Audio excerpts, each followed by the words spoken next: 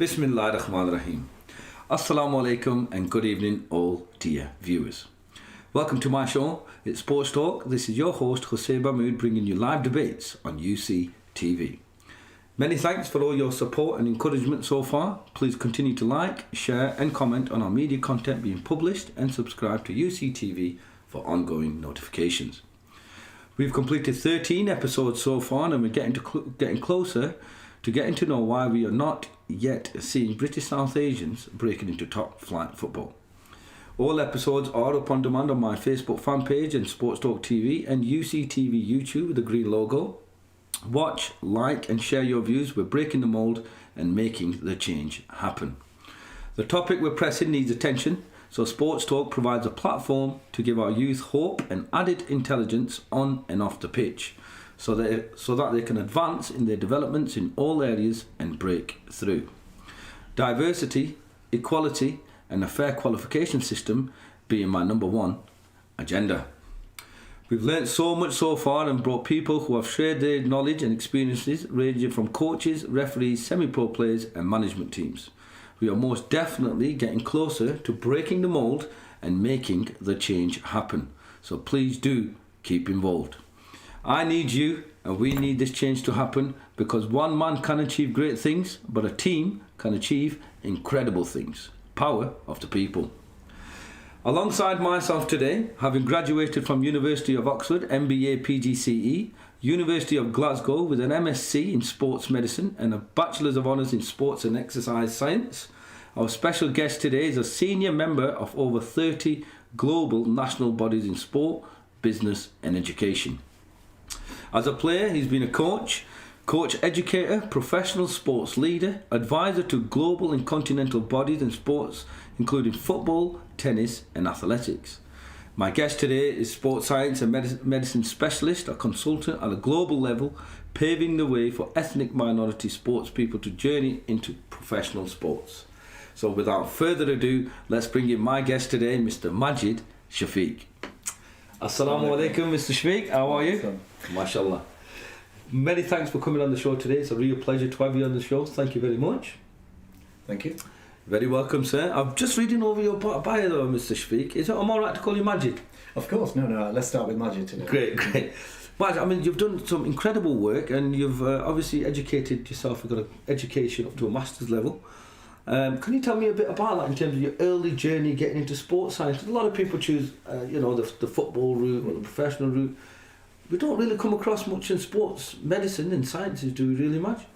I think as a whole, it's a profession which, outside of the ethnic community, is not as vast as it potentially can be. But you've asked me to go back to my journey. We're going back 48 years now. So I turned 48 last week. MashaAllah, right? So, almost happy belated birthday, by the way. Thank you. No, thank you. And another reminder that I'm 48 as well, of course. So 48 is young. You're looking all right, my friend. I do get reminded some of the good things occasionally, and as long as you keep doing that. You'll see more of me. So yeah. I mean, I'm 48. So I was born in the 70s in a Pakistani family in Bolton. So I'm one of 5 siblings. Unfortunately, the eldest. Unfortunately, which is that because of the responsibilities? Well, it certainly makes me the older of 5, so it reminds me of my age. Okay. But I grew up in a Pakistani family. My family originally is from North Punjab in Pakistan. So my father, my grandfather, my mother arrived in England in the late 1960s, settled in Bolton. Obviously we have the industry, the cotton industry there and the factories. Yeah, absolutely. And my father started off working in a factory. I arrived in 1973. A little bit of a story behind my birth is my name Majid. I was given my name by my grandfather. Okay. And my grandfather, being a big cricket fan, so is my father. The day that I was born, England were playing Pakistan in cricket. And there was this young chappie, I believe he was a captain of Pakistan at the time, who had scored a century on the 21st of January, and his name is Majid Khan. And unbeknown to anyone, that's where the name came from. So I was named after a cricket player. So you've always been in sports in some way. I've never held a cricket bat, and I need to be taught how to hold a cricket bat. Okay. So it's interesting that I was named after Majid Khan, and then my encounters in later life with Imran Khan, who's now the Prime Minister of Pakistan. Absolutely. Himself. Alhamdulillah. So football was kind of like thrown on me. I was 6 years of age. I fell ill. I had a kidney disease issue, Okay. and that's where a little bit of the medicine possibly comes from as well. Right, okay, that's I interesting. spent in the region of about a year in and out of hospital, surgery in the Manchester area. And what happened, was saying, with me, and this is something that's very important that I share with certainly young players. Absolutely. Sports, purely because I spent a year in hospital and I had to learn to walk again. So I had lost the capability of actually standing upright and walking after a year in a hospital bed. That sounds challenging. I take it that's because of lack of energy. Just. I had a kidney condition, which basically meant that there was swelling, there was edema, which is water retention around my abdomen. Yes. So you have to be careful posturally. So I was kind of bedridden. I had biopsies done, various things. I had a full year schooling in hospital.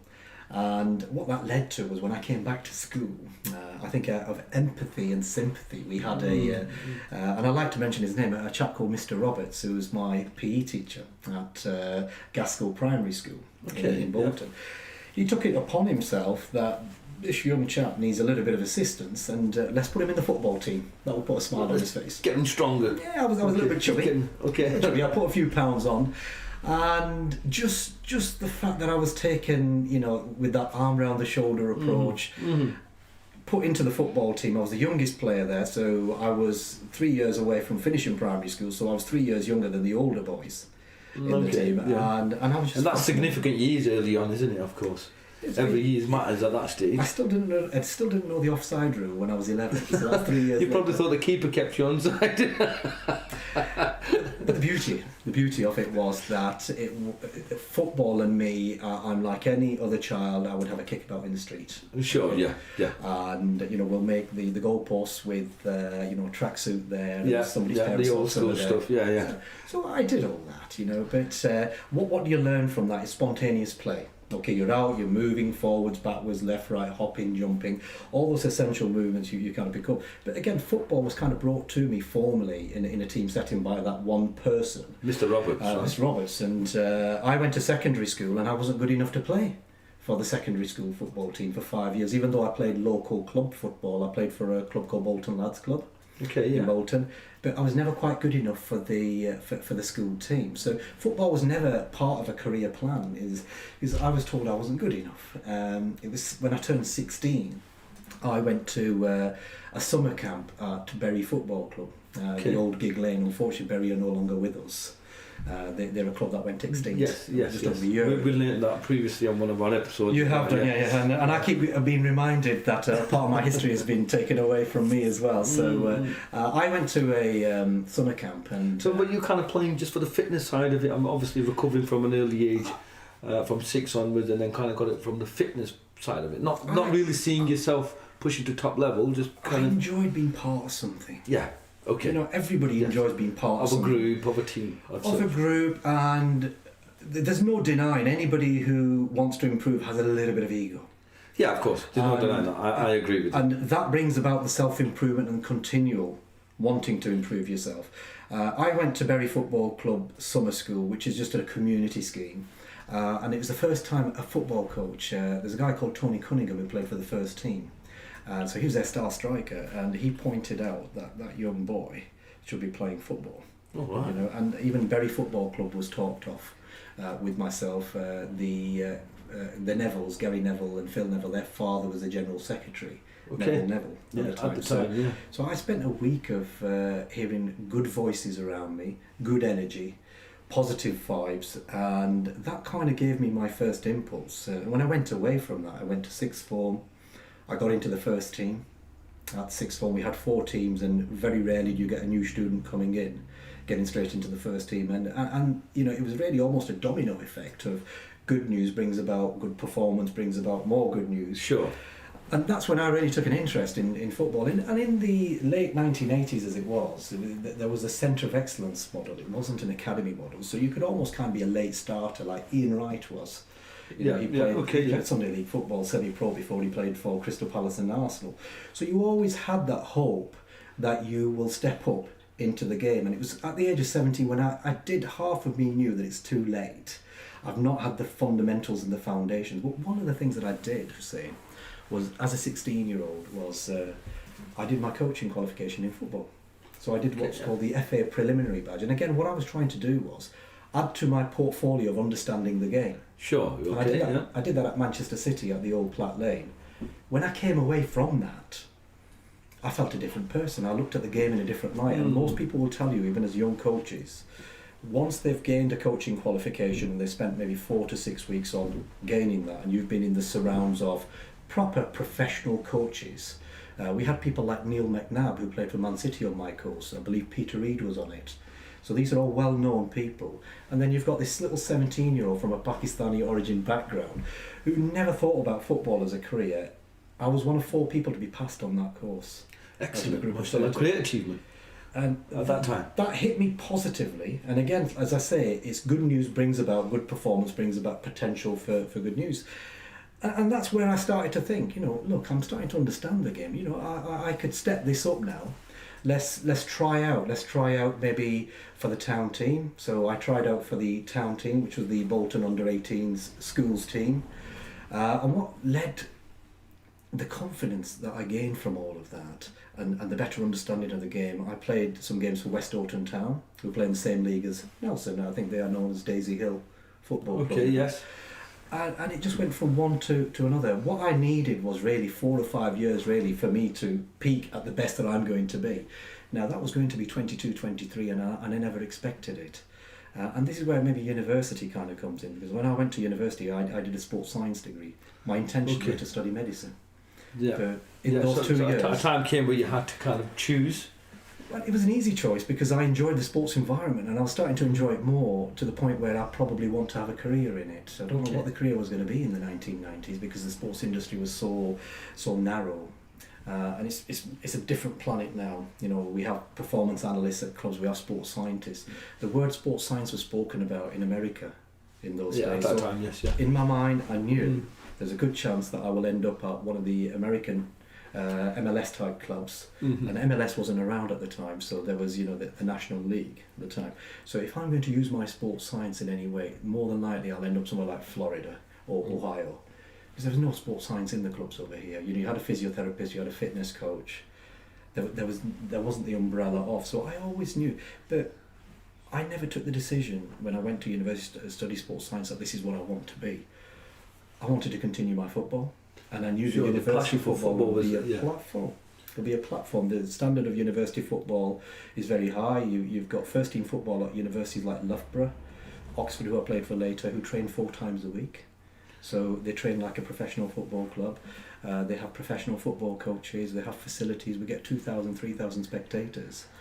And when you've got that around, excellent. You've got the buzz around you, haven't you? You want to step it up and try out for clubs. I spent some time with Telford United, who are in what used to be called the Vauxhall Conference League. I played for Lichfield Town, who were in the old Bees and Midlands League. Lee RMI, who actually, when I started to train with them, they were playing an FA Cup tie against Kevin Keegan's Fulham.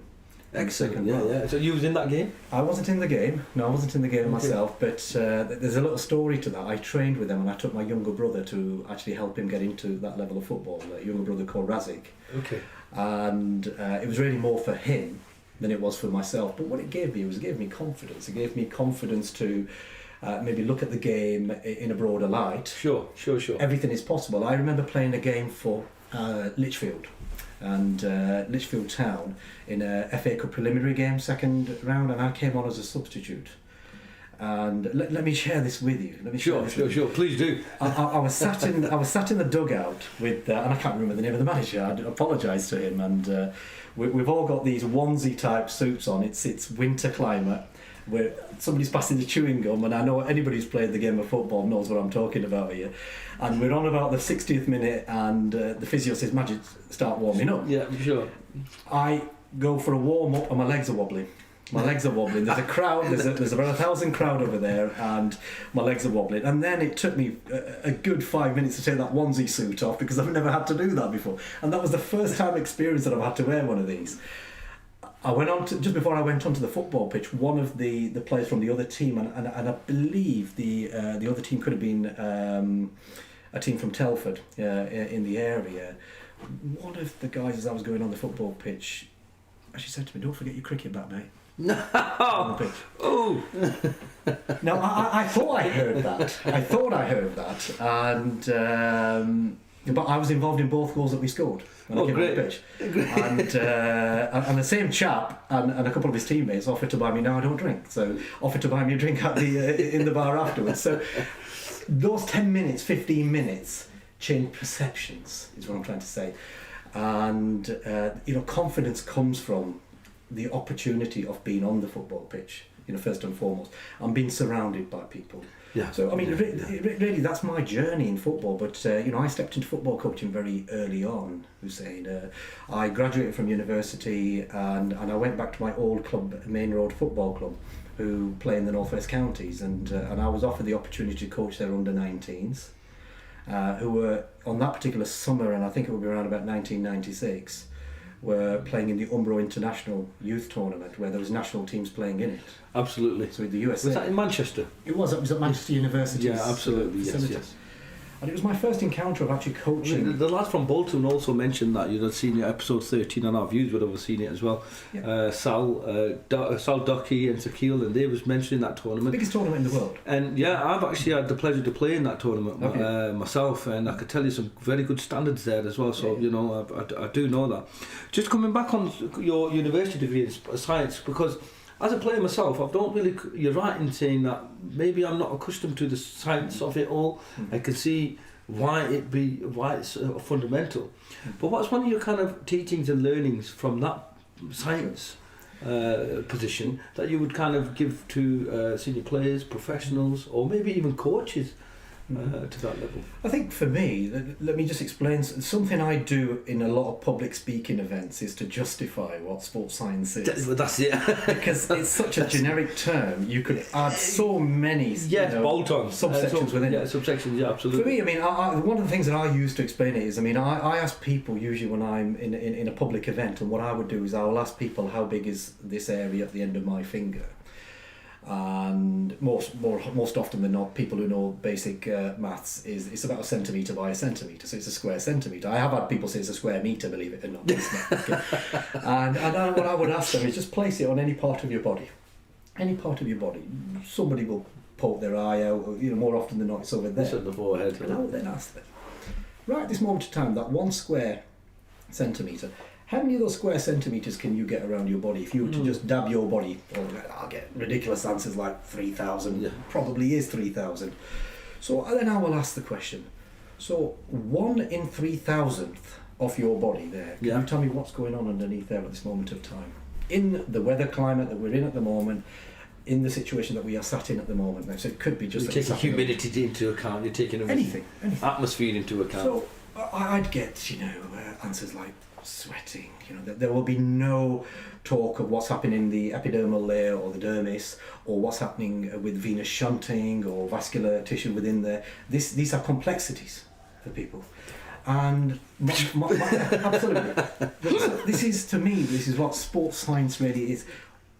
When everything that you are going to do in your life, whether you're a politician, you're a footballer, whether you are a businessman, you are going to do with yourself. It's going to come from within you outwards.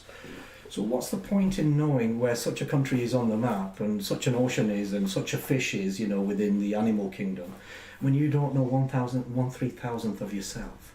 Because it's the only real true huck that you have, that you own, that you can make a difference with. And sports science for me, that's where my motivation came, is human performance, understanding humans and human performance. So when I went to university to study sports science, my whole intention was to better myself, improve my knowledge of human science, not just sports science, but obviously in the medium of sport, because sport really interests me. Sport, as I said to you, saved my life. As a 7-year-old, I couldn't stand up, and I had this PE teacher, Mr. Roberts, who got Absolutely, me yeah. running around on a football pitch wearing the same kit as everybody else, and I actually felt part of something. And football has given me the characters that I have now.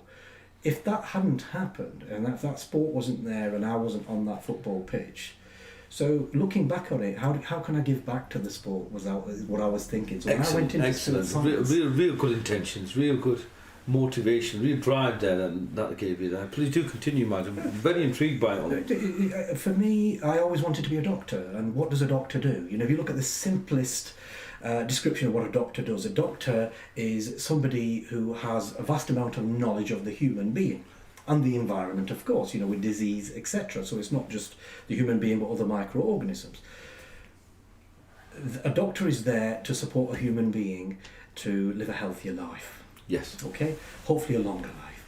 So a sports scientist or a sports medic is really there, for me personally, is to help an athlete or to help a group of athletes, or even at, you know, body level, help lots and lots of athletes achieve their potential with sports science in mind. And what I mean by that is enhance their potential. So I always had in my mind, so every lecture I went to at universities, how will I use this to help me improve, because I was still an athlete, and how will I use that to help others improve? And that was kind of my drive. And as my university degree became more specialist, I started to focus on sciences of biomechanics, so that's movement. Well, I was going to ask you this. Sports psychology. Okay, yes, I was going to ask the second.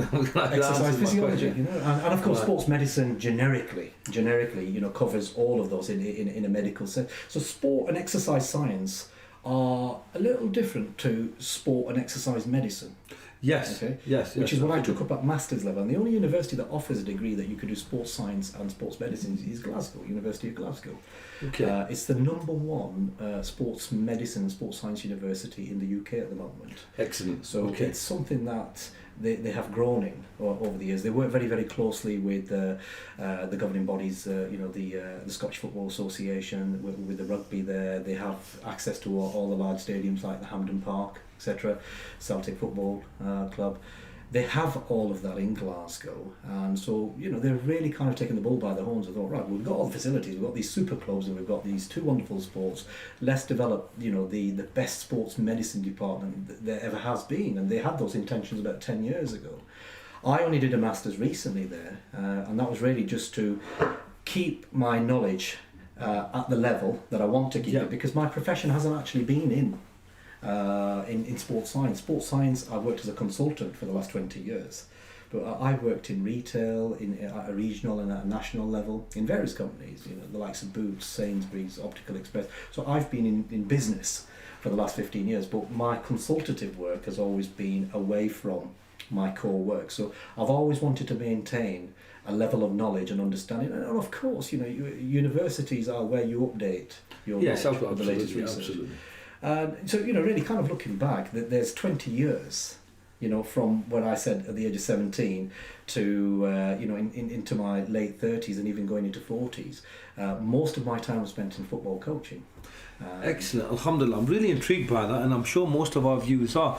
I mean, I myself have a master's in engineering design, alhamdulillah. I could somewhat level with what you're saying there, but obviously I'm not in the medicine side of it. But if I was to break it down, to, let's say, an audience of 9, 10, 11 and 12 there, Majid, and say, okay, sports science and sport exercise and medicine, how would you put it in a nutshell for a youngster in terms of him looking to improve himself and develop himself? What kind of, is it a diet side of things? Is it the way he exercises? Is it the way he gives himself R&R, rest and recovery time? What's kind of crucial for that? Because surely when you're younger and your body's a little bit more fragile, would you say? Your muscles are not as, you know, kind of toned up as such to kind of withstand any sort of shocks and stuff like that. So from a medicine point of view, how should a youth kind of go into sports where there is physical contact, you will get tackles, slide tackles and stuff like that?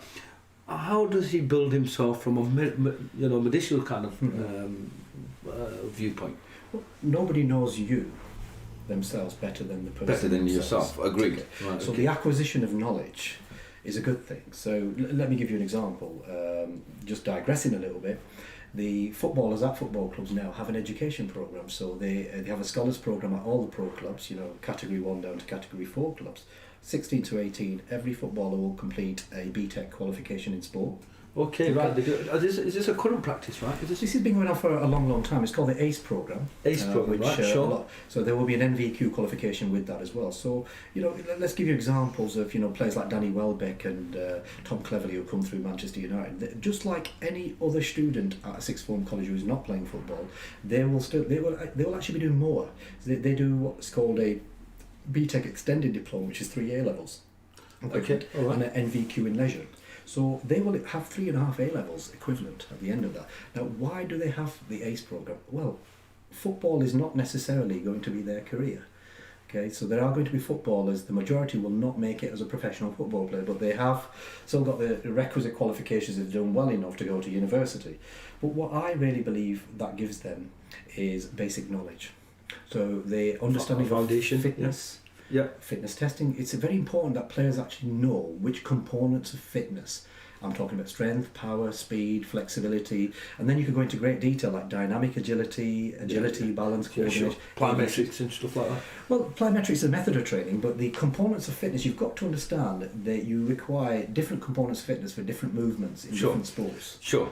And you train specifically for them, don't you? So you have to keep it specific and have an understanding. Now, in my day, as a 17-year-old, I'd go on 5k, 10k runs. Now, nowhere on a football pitch does a footballer run 5k, 10k of that constant. You didn't like me, Majid, I did the same. I didn't have the knowledge. I wanted to acquire the knowledge, and by the time I acquired the knowledge, I was 21. Yes. So I think it's very, very important that for a young player that they understand the 7 components of fitness. 7 components of fitness. Which are applicable to their position as a footballer. Position on the pitch. Centre-backs will train differently to midfielders. Okay. And it's very important. I mean, is this where you get resistant training and the like? The important thing really is that everybody has a different level of fitness. Everybody has a different level of fitness, and it's to know what your level of fitness is. Let me give you an example as a father. I have a 16-year-old son. Okay, mashallah. And the benefit that he has that I didn't have was that his father is a sports scientist. He has a father. Okay. So bless him. I know he's with us in the studio today. What's his name? Roman, mashallah. Bless him. So Roman, since the age of 8, believe it or not, has known what the components of fitness are and what the nutritional intake needs to be for his output, for his calorific, requirements for growth. Yes. And then also for sport and recovery. Now, I could ask him as an 11-year-old, what is your aerobic fitness? And he'll say, Dad, I'm around about level 10.7 on the bleep test. He'll know at least that much. For me, it means something else. It means VO2 max and going into the science of it. Yeah. But I look after that. But he has now a drive to improve that to 11.2. Yes, or 12.2. There's a structure in place. And when I tell him, he's a central midfielder, that David Beckham at the age of 18. He's at got the age a of hard 18, work to do. England captain of the future was a level 16. Brett Ormerod, I know who you are going to have on the show, scored the highest.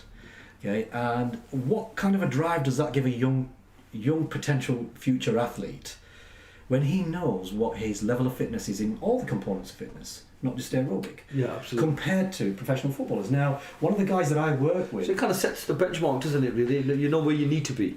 Massively. I've got to pause you there. Thank you very much. Getting very interested in that topic. Viewers, we've got to take a short break. We'll be right back. Stay tuned.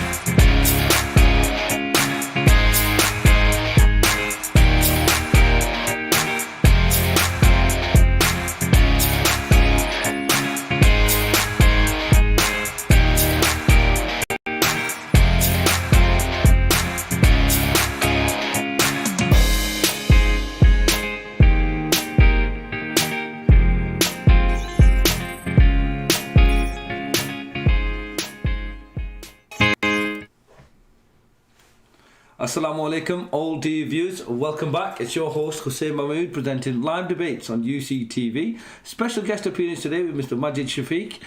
Just before the break, now, you was mentioning there are different components to becoming an athlete and what kind of exercise. Do you want to just finish off on that, Majid, for us?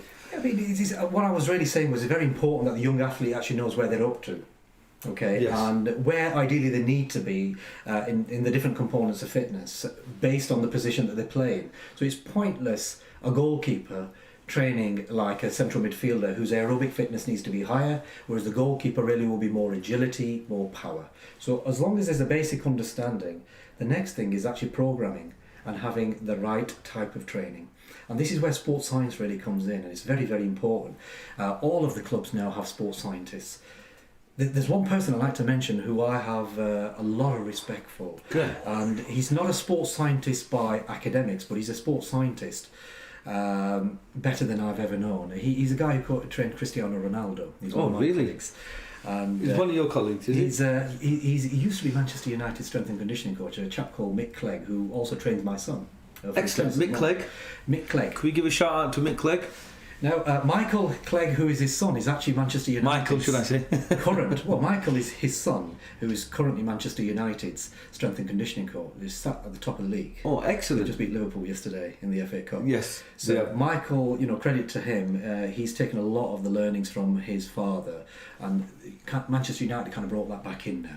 Okay, so right. You can see straight away that the competency level is good. Manchester United don't get as many injuries as most of the other No, clubs they do. don't, you see. That was my next, I was going to lead on to that. And is that because of the the training that they're doing? And It's very important that the body heals.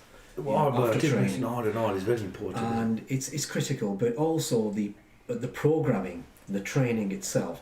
You can't just say every player has to do this and then that. It doesn't work like because that. it's per body, I assume. It's understanding every player. The 32-year-old Edson Cavani will have some one-on-one training that is completely different. You've got a guy that Akin Fenwa over at Wickham. I mean, he's a big lad, isn't he? I mean, is he going to train the same way as Tom Cleverley might train or something? I think finding the right size shirt for him will be the first task at hand, rather than where he's going to end up on a football pitch. But look, everybody has a different body type, and that's what applies. Then I imagine that he would be training differently to some of the guys that we train. Genetics influence the sportsman. Okay, so we look at, myself as a South Asian origin football player, athlete, many years ago, of course. I genetically am going to be very, very different to somebody who's from a Caucasian background. Yeah. Okay, yeah. And this is something that there's a lot of research going in this, and we need to address. Is I actually have some advantages, believe it or not. Which are? And a lot of young Asian. Can I say I have them advantages too? I certainly think that if we put you in a generic group. A genetic group of Asian origin people. The length of the Achilles tendon is something that determines speed. Okay, so you'll find a lot of young Asian footballers do have a burst of speed. Okay, a lot of them do. The other thing is the origin is from South Asia, which is a hot climate. Okay, so there, for instance, melanin in the skin, which protects us from sunlight. These same players, if they were playing in Africa, they're playing in Asia, wouldn't have the same troubles as some of our white Caucasian players would. I mean, Wayne Rooney looks like he's played 5 football matches when he's playing in World Cups. He's that tired after half an hour because his body can't cope with the climate. He's got the most caps for England, he's scored the most goals, but half an hour against Algeria... I think we've seen it at a World Cup over in a hot climate, was it? And we did experience some of that. England national team has that was because of the humidity, the atmosphere and... But there is an advantage there. What I'm trying to say here is young Asian footballers should not just limit the opportunities that exist in football to just England. Okay, we have got young Asian footballers who could play in hotter climates. We've got a couple of lads who play in Adil Nabi in Greece. I'll give you an example. But the fact is, there's actually more registered Asian football players in the professional game than European players. The Asian Football Confederation as a confederation is bigger than UEFA. Well, that's a real development. That's a real high. There is more Asian football players, professional football players, than there is European origin players. Let's just take that into a different context now. We say often that we're not getting enough South Asian players coming through. Now we'll talk about that in a second, and there's certainly things that we could give quick wins to players. Okay, there are quick wins, and it's advice. Okay, education and advice. What I'm trying to say here is there is not a shortage of professional Asian football players in the world. Okay, African players. We got Riyad Mahrez, who plays for Man City, Player of the Year, was he 2 years ago? Mo Salah, North African, Player of the Year 3 years ago, was it last year? So you've got two North African players 2 years in a row who are the best players in the English Premier League, and they are not from an English grounding. And if you ask their families the questions, they will tell you that they probably started at the age of 13, 14. I could assure you that there will be something extraordinary about their upbringing compared to what we think needs to be the blueprint for our players here going through the academy system, etc. So the point I'm trying to make here is there isn't a shortage of Asian professional footballers in the world. So if that gives some confidence to our young players, the sort of confidence that I'm trying to relay on is genetically Asian footballers, depending on where they are from, there is a difference. Let me give you an example. I've coached at the professional level, at the highest level in Asia, for Karachi Electric, in the AFC Cup. My squad was made up of Punjabi players, Pakhtun players, Balochistan players, and Azad Kashmir players. I could tell you now, genetically, all four of them are completely different. Okay, my speed merchants were my Pakhtun players, my match intelligence players were my Balochistan players, and the ones who play with a heart on their sleeve were the Punjabi players.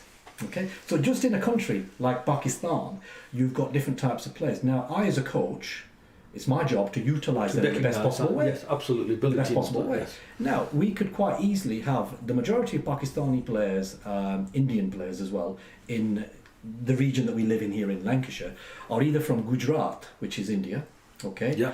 or even the Bengal region, where Kolkata is the capital of East Bengal is the biggest football club who Karachi have actually played, and so I've actually played a match against East Bengal in Bangladesh to see what they are all about. The point that I'm trying to make to you is those four types of players in a Pakistani professional team could also have an English-born Pakistani Punjabi origin player quite easily sit in there, okay, or a Pakhtun player quite easily sit in there. I could confidently say to you that having coached teams here, and I've been a director of a conference club at Stalybridge Celtic, so I've seen players like Connor Jennings, who was playing for Tranmere for the last 2 seasons, played for Stockport in the FA Cup the other night, Connor Jennings. These are the sort of players that came through me when I was at Stalybridge Celtic. We've got players who played for Australia, Mitchell Austin, who came through our system over there for the full national team. He's playing for Perth Glory in the A-League. I could quite confidently tell you that young Asian players can be amongst those players. What I feel in the short term is those young Asian players really need to look at diagnostically where they're up to. Where they are. They've got to be honest with themselves at that point. And you talked about sports science, and it's very, very important that we help these young players. Let me give you an example, and a lot of people miss this. Nutrition. Okay, nutrition. Halal meat, halal food. Okay, for the Muslim players. Also, for the Hindu players who may not eat meat, okay, may not eat beef. Okay, school meals. So we have a school meal every day from the age of 5 when we go to school to the age of 16. 16, yeah. They are the formative years. They are the growth years of the human body. Absolutely. Okay. How many schools provide a halal diet, halal food? Not all schools. Okay, we know that. Okay, I have a son and a daughter who are fortunate to go to a Roman Catholic school which actually serves halal food. It's limited menu. It might just be one, chicken dish compared to 4 which are not. The point that I'm trying to make here nutritionally, protein intake from meat. Okay, if parents are concerned and worried about what the children are eating at school, the chances are that they're going to be on a vegetarian diet. Yes. Okay, yeah.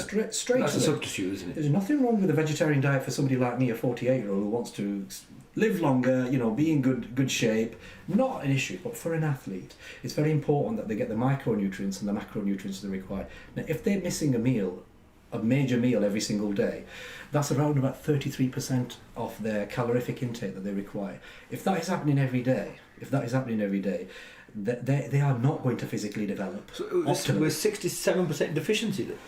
No, it's not 67% deficiency, but in footballing terms, if you have got kids who are eating a whole diet and they are playing football, and you've got kids who want to play football or are trying to play football, the eventuality is that the gap is going to widen. Yes. And I hear too often coaches say, young Asian lad needs to put weight on. At the age of 15, 16, 17, 18. Young chap was in the gym with me last week, plays for Accrington Stanley. It was released by Accrington Stanley. Gassam, lovely lad, Gassam Shah. I've seen him go from slim to over bulky in 1 year. I asked him why. The coaches were telling me that I need to bulk up. Now, there is natural growth through the formative years, and there is doing it too quickly later on, and that can cause the onset of injuries as well. When you are a footballer, you mentioned Akin Fenway, is that the name of the player? Yeah, Akin Fenway. Very top heavy. If you ask the physio how often he's on the physio's table, I'm sure the physio will tell you the truth. Okay, probably more often than he needs to be. Needs to be there. The point that I'm trying to make here is nutrition is critical. It's very, very critical, and one of the things that we keep forgetting here is school meals are very, very, very important. And if one bit of advice that I could give to parents is, if your son or daughter is playing a sport and they can't have the full nutritional intake from a school meal, get them on packed lunches if you can. And just make sure that you understand nutrition, because that is a major part of the lunch intake is your carbohydrates and protein for evening activity. When do you train? When do you play football? After school, more often than not.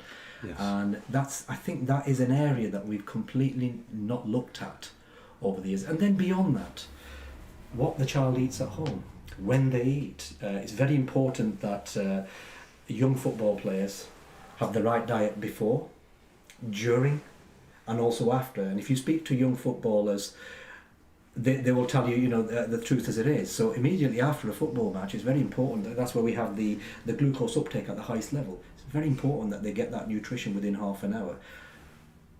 The point here is all physiological. There are other issues that we need to address. Yeah, absolutely. I'm very intrigued here. This is very much sports medicine. Yeah, sports medicine, which really answers the question, really, in terms of fundamentally, in terms of the exercises, 7 parts of exercises. And now you mentioned the nutrition, and you picked it up at an early age in terms of school age. And, God help us all, because if they're missing that and they get to 16, how do you go back to change it? From 6 to 16, that's 10 years of their development. That's I won't go as far as saying deficient, but I certainly say that could have been improved for an athlete. I'm just going to park that up for a second there, Majid, although it's very, very interesting. We're always short on time, you see, and I'd love to get into that more.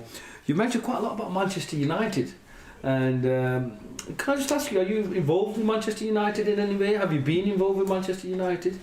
Or do you just support Manchester United? I'm a supporter of Manchester United. There we are then, fans. I am a supporter I had to of pull that Manchester one out. Have you been involved in any sort of professional capacity with them? Very much sort of, when I was a director at Stadium Celtic Football Club, one of my colleagues, Alan Kypriadis, was the architect that built the Aeon complex. Is that so? So we had dealings with Brian McClare, who is the head of the academy at Manchester United. And as you'll know, if you look at Stalybridge Celtic's books, there are a lot of players that are loaned from Manchester United to Stalybridge Celtic, and that was kind of where the involvement went. But because I was involved in bringing an education programme for Stalybridge Celtic, we did utilise some of what Manchester United do, and of course they also asked for our advice on how we could improve what they do. And I mentioned players like Danny Welbeck and Tom Cleverley. They were the players that were going through the youth ranks at the time that I was involved. I'll be very open with you, saying I've kept myself away from the professional game in England for my own choosing. I feel my energy is far more diverse than just football within here. Yeah. And I'm looking at the broader community. I've spent a lot of my time, I did my licenses at Ajax in Holland rather than in England. Okay, excellent. To give you a heads up, I've got a qualification from Gambia as well, in Africa. So what I wanted to do was, cross borders. Kind of reach out more globally, and that's where your introduction. I've always had an intention of helping young ethnic footballers. Okay, and I felt, I was never going to be a professional footballer. I started too late, and maybe I didn't even have the ability to do that.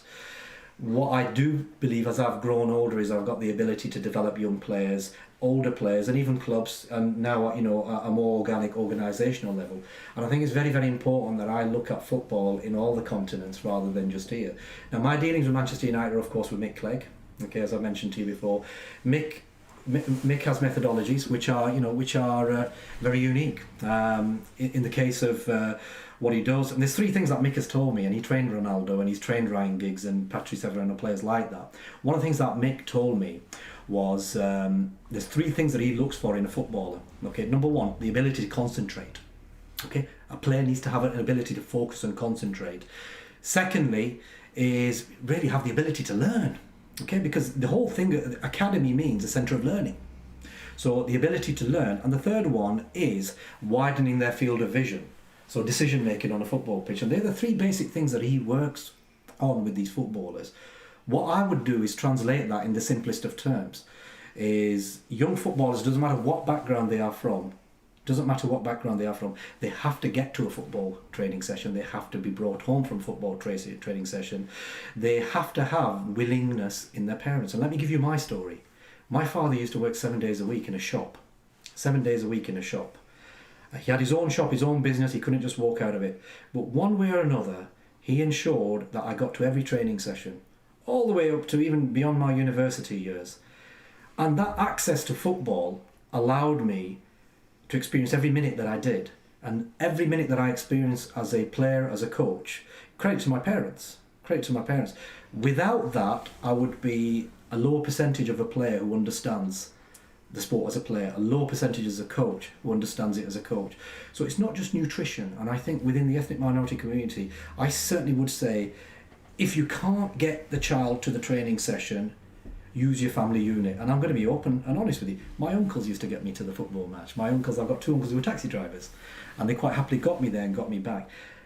Until I was old enough to make those journeys myself going forward. But you do need that little bit of a stimulus. And, I think if parents could give that, there is enough sports science available. And, of course, I'm here to support anybody who needs that support as well.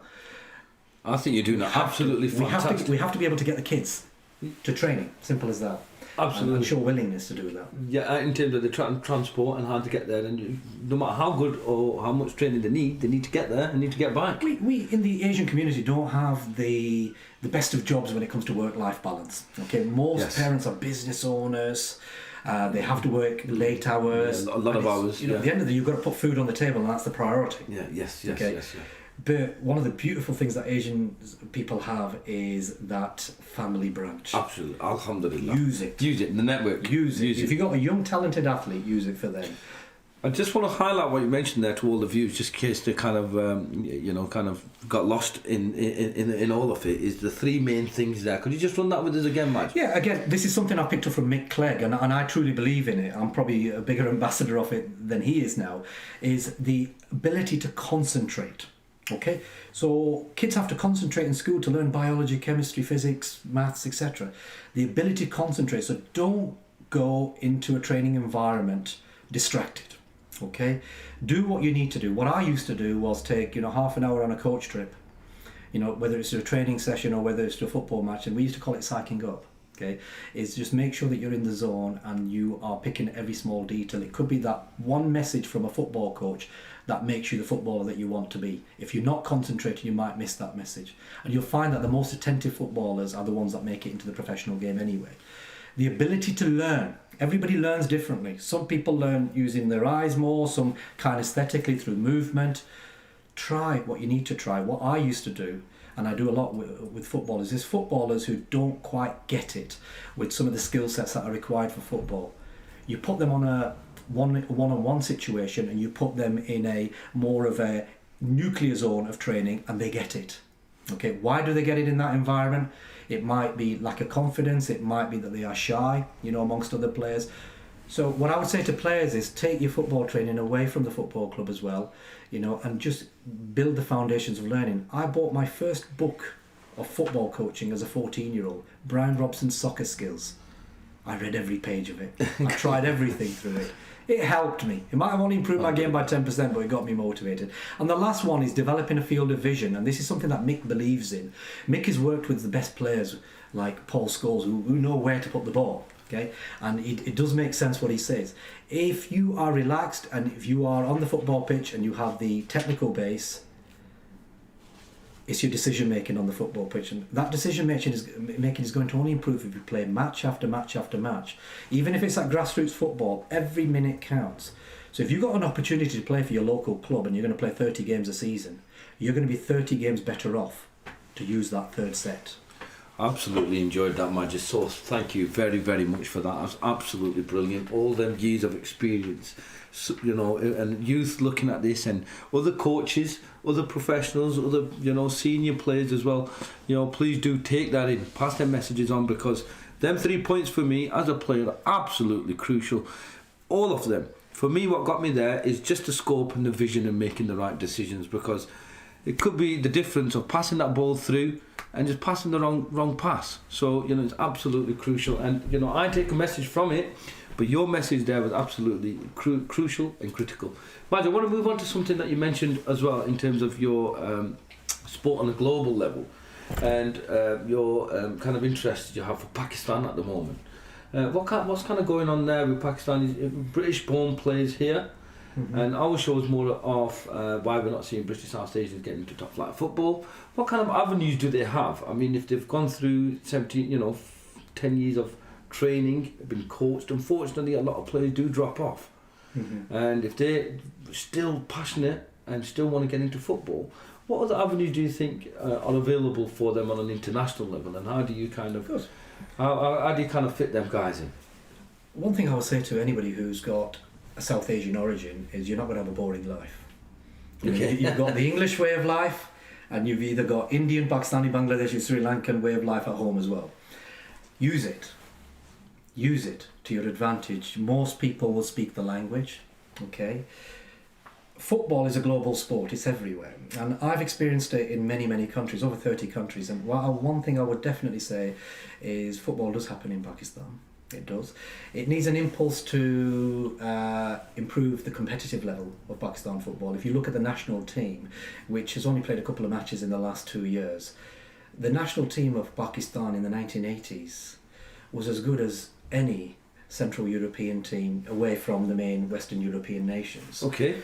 And let me give you an example. Bert, I forgot his surname now, the goalkeeper who played for Manchester City during the post-World War II period, was actually the head coach of Pakistan's national team in the early 1980s. And you've got one of the top legends, Bert Trautmann, was the national team manager, German origin, of the Pakistan national team in the 1980s. What does that say about where football was up to? The issue that we've had with Pakistan football is nobody's really carried it on. The rest of the world is accelerated. Look at Turkey. We were beating them 10-0 as the England national team in 1988. We beat them 8-1 in the same year. You put the Turkish national team with the England national team now, you won't know who's going to come out with the result. So Turkey has moved forward. Done very well. Pakistan, what I would say certainly for Pakistani players is don't shut your eyes to it. Pakistan football definitely is moving in the right direction. There is a period of change taking place in Pakistan. I've coached Karachi Electric, which is the biggest football club in Pakistan, and they've played against the biggest club in India, which is East Bengal, and there's nothing between the teams. That would have sounded like a good clash there. Where was that played? It was played in Chittagong in front of 45,000 spectators in 2015. Not so long ago. Not too long ago, and my review of where Pakistan football is up to. Of course, I've spent time with the team. Well, my review is there wasn't more than a 5% difference between the best club in Pakistan and the best club in India. In fact, we actually went into the game as favourites to win that game because of the two previous performances that we had against the Bangladeshi champions and runners-up. There was an element of surprise, and one of the fear factors that a lot of countries have in South Asia is you will get the 6'4" Pakistani. You're not going to get the 6'4" Bangladeshi, right? Unfortunately, yeah. And that is not to say that we don't have Bangladeshi players. Use that to your advantage. You're playing against Nepal. The average height of the team is 5'8", 5'9". Centre backs will be 5'10". Okay, you've got Balochistan players and Pakhtun players in the Pakistan team who are, stronger than an ox. Yeah. So use that to your advantage. What I'd say to young players coming through England is keep their eyes open to the developments in Pakistan football. There is going to be a league in a couple of years' time, possibly in the UAE, possibly even being hosted in Pakistan at the professional level. Players are making a living out of football in Pakistan at the moment, even though they are playing department football. The economics are different, of course. You're not going to get paid £60,000 a week up there. You're not. But what are the living costs in Pakistan? You've got to look at that. I mean, without naming players, the captain of my football team, who's a Pakistani legend, a chap called Gujar Khan, was earning 6 times more per week than what a bank manager would be earning in Pakistan. He was provided with a nice property for his family, education for his family, and he was playing football all around Asia. Okay, now that's more than good enough for somebody living in Pakistan. For our younger players, let me give you an example. Our players dropping off at the age of 18 who might end up playing for Chorley or for a local club. They're not going to be able to make a living out of that. As a hobby, that's why I say yes. Not going to make a living out of that. £200 a week is £800 a month, and you can't. That is below the minimum wage. Yeah, you're barely making ends meet, aren't you, at that? So I'd definitely say, keep an open mind. Certainly, the other way around, Pakistani players coming to England, they're not ready. They're not ready, and of course Pakistan need to be in the top 50 nations on the FIFA rankings for work permits to be given to those players. I could quite easily pick out 3 or 4 players out of that Karachi Electric team. I'm going to name one of them, Mohammad Riaz, who I think could play for any English Premier League club 4 years ago when he was with me. He was good enough. Now, unfortunately, because work permits are not, given to players who are playing for a national team that's outside of the top 50, like Nigeria, for instance. So Nigeria, when they dropped out of the top 50, all of a sudden there was less of an influx of Nigerian players. What I'd like to see is players who are 16, 17 in this country, who are at good clubs, who are at academies, possibly people like myself, people who are passionate, involved in the game, is to start working with those players whilst they're at the clubs, because the exit can be instant. It can be instant, and it's too late. It's too late. Missing 6 months of football after that, whilst they're trying to find their feet again, is like missing your entire secondary education. Yes. So especially when you're you're on such a high rise, aren't you? Really. I think it's very and then to suddenly drop. What's in between? I don't see anything in between at the moment. I see a lot of mentors, and bless them, really nice people. I think Adnan, you've had him on the show here. He's trying to help young footballers. The key is capturing those footballers whilst they're at the clubs. Okay. Because not retrospectively. Not retrospectively. Basically, because they help an iron when the iron is hot. The creases will only be ironed out when. So that player could only benefit from the improvements when they are actually playing week in, week out. So let me give you an example. We've had 2 young players locally. I believe one of them is called Zain, who plays for Stanley. Wakas, I don't know Wakas' surname. He was released as the under-18 captain from Burnley about 4 years ago. He had a year out before he was actually playing regular football for Chorley. Okay, he is now playing, I believe he's playing for Colne. I actually invited him to play for Karachi Electric. Okay, all right. So I was going to have that conversation, but no. The people who were working around him felt, no, there'll be more opportunities here. We were going to pay him several £1,000s per week to play for Karachi Electric. Wow. In front of 740 million TV audience. Wow. Pakistan versus India. Obviously there's a billion in India. And this is where I think we go wrong a little bit. I wish I had captured that young man a year earlier. He may still have been at Burnley, he may still have been at another club. Okay. But we would have been working with him and he wouldn't have had a gap. And I think as soon as a player has a gap of 6 months, it's like being injured for a year. How do you make a comeback from that? It's not easy, is it? Absolutely. I'm very keen on that. So what kind of developments or what kind of works are you currently doing with do we have a body as such in Pakistan, or will that be a Pakistan FA as such in Pakistan? Pakistan has the Football Federation. I work quite generically. I was invited by Imran Khan and his Sport and Culture body about 2 years ago to become international advisor senior advisor to the government going forward. Not just Did in you have the football. pleasure of meeting Imran Khan there as well, or was it? Imran, since he's become Prime Minister, I think there won't be many minutes in the day that anybody will be given. But of course, Imran, is acquainted to myself, and I am with him. Most of the people who are involved in The channels, the communication channels are open. Well, we're both, yeah, absolutely. And Imran is ex-Oxford alumni. Yes, alumni. I wouldn't quite go to alumni with myself, but I graduated from there. I did my postgraduate degree, and there you have it. And I think that's the where we are. But with Pakistan, really, I'm a father. And I have to be careful, how much I commit myself to. If I'm away from the country, as I have been, quite a lot in sports ventures, then I have a young tennis player who's my son. I have another son, who wants to play football, and I have a daughter who's a dancer. So I'm telling now everybody to spend time with their kids and get them from A to B. I'll be contradicting that if I stop doing that myself. So with Pakistan, I think there'll be a time and a place for it. So I'm very much involved in Pakistan football. Everybody who is involved in football is acquainted to me. And we have changed some things in Pakistan, but I think what we need to do is we need to have a long-term body there. We've got a normalisation committee, and I've spoken to other people who are involved with your station that we're just waiting for that 1 year period to elapse, and that's the time to go in there and bring the competent people in and kind of show the way and mentor the way. And we're going to need some tough personalities, because Pakistan is not necessarily receptive to outside influence, because they've got their own coaches. Yes. We may not think they are good enough, but we may feel that they will benefit from what we will bring there. And it has to be done, with in some respects it might have to be done with the iron fist, but we have to have the structure in place, and then we'll create the function. And I think we're about a year and a half away, and hopefully that will open avenues for young players from here to go and play. Well, absolutely, I would definitely should hope so, and it's very exciting prospect, absolutely. And it's doing a cause, it's a charitable cause, and getting Pakistan onto the next level, because I do feel that British South Asians have many advantages, and it is time that we start taking them advantages and moving forward with them as well. Imagine, it's been an absolutely cracking show. Unfortunately today I don't really have much time, and I have a lot more questions coming out from that.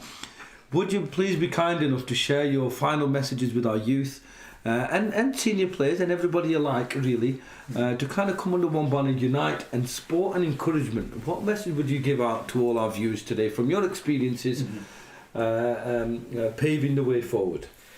I mean, in sport itself, nobody is born and told that they're going to be a sportsman, and we must remember that. And like with anything, if you support a child, the child will blossom. And whether they have a career in professional sport as an athlete, or they just enjoy their childhood through sport, remember, both are benefits to the whole person. I'm an example of somebody who didn't play the sport at a professional level, but I went on to coach at a professional level. And that only happened because, it's translated from the many minutes and opportunities that I had. And I would say to parents, and I would say to coaches, the athletes will only become the level of athlete that you want them to become. And I always say that a player will only be as good as the coach wants them to become. And I say the same to parents, okay? We all want our kids to be doctors, nurses, and we'll go the extra mile. Do the same in sport, and you might be surprised. And I'd like to see in my lifetime some really nice surprises, because I truly believe that young Asians can be at the highest level. I've worked with them, and I want to work with many more going forward. So, that really is as simple as it is. Don't give in, don't give up. And for anybody who's involved in football, I mentioned Adnan and the other people, try to find those players whilst they're still at the clubs. Pick up the phone, ring me, I'll support you. Okay? Just try to find those players whilst they're at the clubs. It's very, very difficult repairing. Okay? It's a lot easier preventing. So we can help those young players whilst they're at the clubs and share some of our experiences with them, and also open other doors for them. Just in case that door doesn't remain open, there will be other doors. We have to do that. And in the simplest of terms, gaps in any profession are not good, and we don't want young footballers who have committed to playing football up to the age of 18 who get released and they don't know which door is going to open next. We need to open those doors for them early, and I won't be surprised when we start doing that we start seeing 19, 20-year-olds playing in the Premier League, in the Championship, and in different leagues around the world quite comfortably. And it's a domino effect. When you get 4 or 5, you get 40 or 50. It will happen quite quickly. Inshallah. Majid, so thank you very much. Well, viewers, I hope you heard it all for yourself. I hope you've taken all that information on board. We've had a lot of great intel there, a lot of knowledge coming through with all the experience from Majid Shafiq. Thank you very much for staying in tune. It's your host, Hussein Mahmood, presented live debates on UCTV. Check out all our episodes so far. Unfortunately, on this occasion, I'll have to thank you very much. It's been an absolute pleasure, and we look forward to seeing you next Monday at 7 p.m.